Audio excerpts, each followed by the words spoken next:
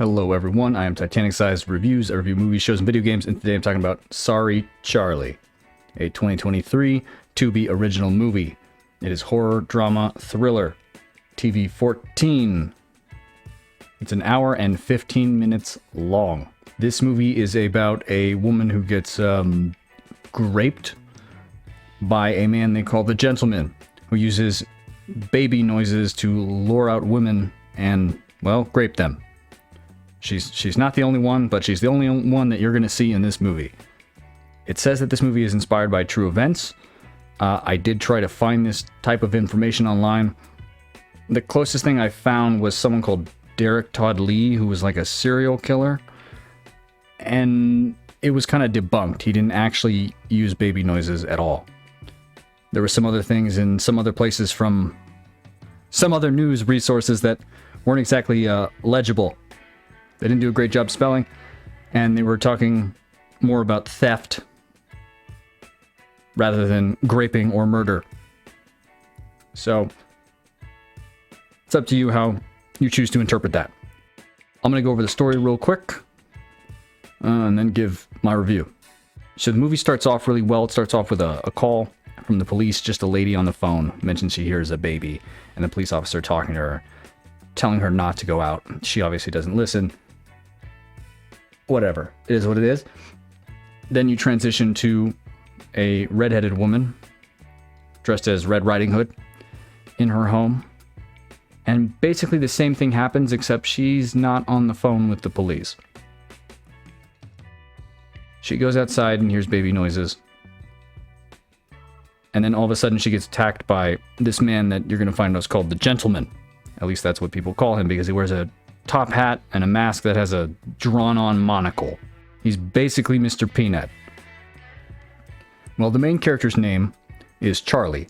It's been around 9 months, probably 8, since she was juiced.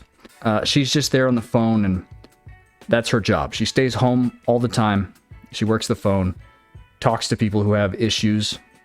She gets a phone call from a girl named Lily, who's thinking about yeeting her life away because she got pregnant so young at 16. Obviously, Charlie doesn't want this to happen. She does say some things that I wouldn't say I think are common sense. She's like, for instance, she mentions to Lily, "You said you wanted to get an abortion, right? You don't want to hurt the baby too, do you? Getting an abortion's going to do that." I don't understand that logic. Whatever. If you watch it, I'm sure you'll hear it. It's just dumb. That little line right there bothers me. Well, we go on about watching her go through her day. She just keeps helping people on the phone. She contacts her doctor. Her doctor's name is Dr. Ivy. She's obviously just trying to help her work through all of her past trauma through the phone.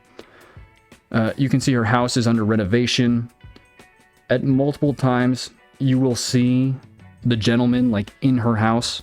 These are just visions that she's having, right? Like flashbacks. It's fear-induced visions. That trauma lingering, PTSD. Well, you're gonna see that she's pregnant.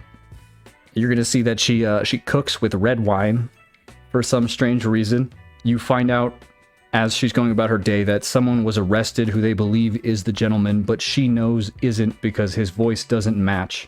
At a certain point in her day, she gets a phone call from a creepy phone number, right? Some perverted dude. Asks what she's wearing, all that nonsense. She obviously hangs up. She gets an envelope, sorry. She doesn't open it for a while. She gets a phone call from a podcast lady who wants to, hear her story about the Gentleman and how he got arrested, all that nonsense. She eventually looks up the podcast and starts getting more information, like the Gentleman apparently would leave gifts behind for the women that he impregnates before their baby is about to be born.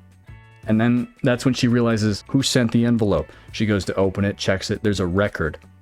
She puts it on because apparently she has a record machine, and it just sings the creepiest song ever. I believe it's Mockingbird. Well, she hears a baby again.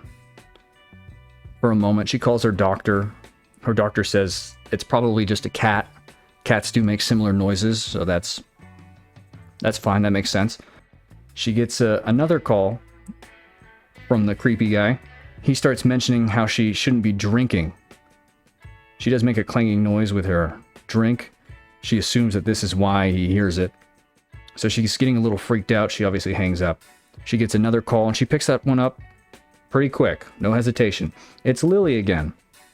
So she begins to talk to Lily and tell her basically her story about her and the gentleman. She also mentions at this part why she never got rid of the baby is because apparently if she did, the gentleman would have killed her. Apparently this is what he did to other women. You don't ever really get any proof of this. They don't ever show any other women. So you just kind of have to go with it. She just basically has this whole conversation with Lily where she's complaining about how rapists get away all the time in society without anything happening to them. That's obviously not true, but she likes to complain about it. That's fine. Whatever.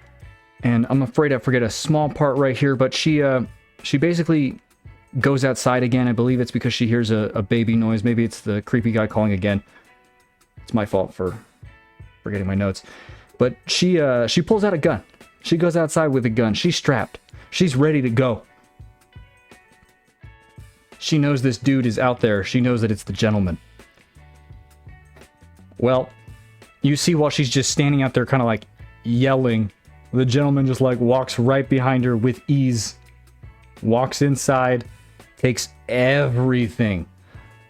Don't know how he manages to get everything out of there so quick with no noise at all, but he does. There's no knives in the kitchen. There's no iron pokers by the fireplace. Nothing. She realizes something's going on. But she goes back inside anyways, goes to the kitchen, gets another bottle of wine, starts to drink. She spills some on the floor. She bends down, she bends back up after she had placed her gun down, realizes her gun is gone. And then she hears a record playing again. The creepy record. So she goes to see what's going on. She runs to her restroom and pulls out another gun she had stashed in her toilet. She kind of backs up into her future baby room, and the baby monitor goes off, and the gentleman starts talking to her about how he thought she would recognize his voice right away. All that nonsense. From here, she basically runs and starts locking everything, goes to her front door. She's about to step outside and go to her car, but then her car lights come on, and they start driving up towards her, so she just backs up inside. Doesn't shoot at the car for some reason. Closes the door. She tries to work her alarm, and her alarm isn't working because the gentleman's been watching for a long time. I don't know exactly how long, but a long time. He knows everything about the alarm. He's just talking to her, kind of like gloating. And he's at the front door doing this. She again does not shoot at him. Whatever. She kind of runs through the house. She decides to try to go over like the back wall. And I may be out of order in time, so I apologize for that. And then she decides to go back inside the house because she was having a phone call with Lily, and she's like, you know what? I want to get vengeance on this asshole if I have the opportunity. You're gonna find out her kind of running away there was pretty stupid in a bit. But she goes back in, starts locking everything, closes blinds or whatever. She goes into the kitchen again. And you see him standing at the door, because there's a big window on the door. He's just standing there, and they're both like talking for a moment. She again does not even try to shoot him. She can very clearly see him right now. He's like 3 feet away on the other side of the door. No shots fired at all. Her water breaks. She closes the blind.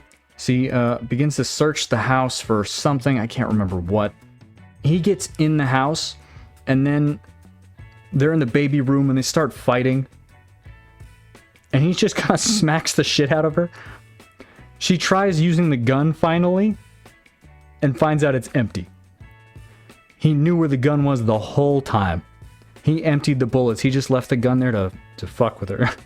They fight a little bit. She sees some scissors, doesn't manage to get the scissors. Smacks her around. She trips as she runs out of the room. He's not moving very fast. I mean, he's not worried about her getting away at all. She trips and just out cold. Wakes up, and I'd say tied to a chair, but she's not actually tied to the chair. Her hands are taped behind the chair, but she could just stand up if she wanted to. There's literally nothing stopping her at all. Nothing. She's not stuck to the chair. He puts on the creepy record, walks away for something. I don't remember what. He comes back and steps on a piece of the broken record, and you find out she broke it. She has a sliver of it. She cuts her tape and